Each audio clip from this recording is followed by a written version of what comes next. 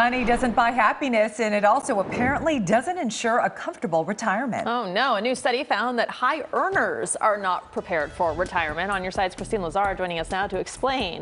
You know, I don't know if you guys remember, we did a story a couple of weeks ago that even people who make a lot of money are still having credit card debt, right? So a lot of times you think, oh, if I had a lot of money, I wouldn't have these issues. Well, apparently retirement is also a problem. People always stretch it, right? No matter where they stand. I think you spend what you have regardless of what you have. Well, Northwestern Mutual surveyed 500 high net worth workers and retirees and found that there is a significant gap between their expectations and the reality of their retirement.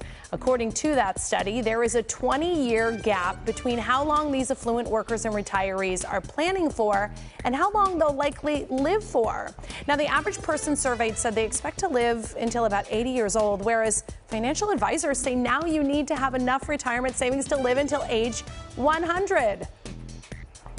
And that longevity risk is problematic because if you live too long, what good is a plan if the money's run out? Do we have like a general figure here in California of what someone needs to retire at, say, 65? I think oftentimes people think about what's my number? How much do I need? Is it $1 million? Is it $10 million? Is it something in between?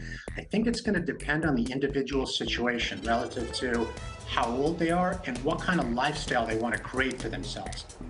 And that's where a financial plan becomes so important. The retirement expert we spoke with from Northwestern Mutual said American workers need to decide what's more important to them, time or money. If you want more time, you'll likely have less money during your retirement, and you'll have to make cuts to your lifestyle. The rule of thumb is typically that you'll need to replace 80% of your pre-retirement income when you do stop working. So it's a good idea for those who are a ways out from retirement to go through their expenses now and identify areas where they can cut. Maybe it's as simple as making your coffee at home or eating out less and putting that money saved into a retirement fund. And while there is no magic number, most experts agree that workers should be putting away 10 to 15% of their pre-tax income for retirement. Low earners typically can be on the lower end of that scale because Social Security will help supplement what they need to live comfortably, and higher earners should be at the top of that scale. And I think that's ultimately what it comes down to. If you want to retire earlier, you're saying, I want that time. Exactly. If you retire a little later, you're kind of saying, I want that money. It's funny because like I constantly find myself thinking about this. You know, I'm socking away a lot right now, you know, planning for the future, but then I'm like, wait, but I want to enjoy life right now. Like, I want to travel more. So it's hard. It's hard. And I did ask him about like those Gen Zers. We see it a lot more with them saying, hey, I may not have a lot of money, but I want to take that vacation. I want to take that trip, or I want to buy that purse. And he said, you know what? There's also value in living the life you want to live, as long as you don't go into extreme debt over it. I mean, none of us are guaranteed tomorrow. No, we're not. And unfortunately, in this business, we see it all the time where people don't get to make it to 80 or 100.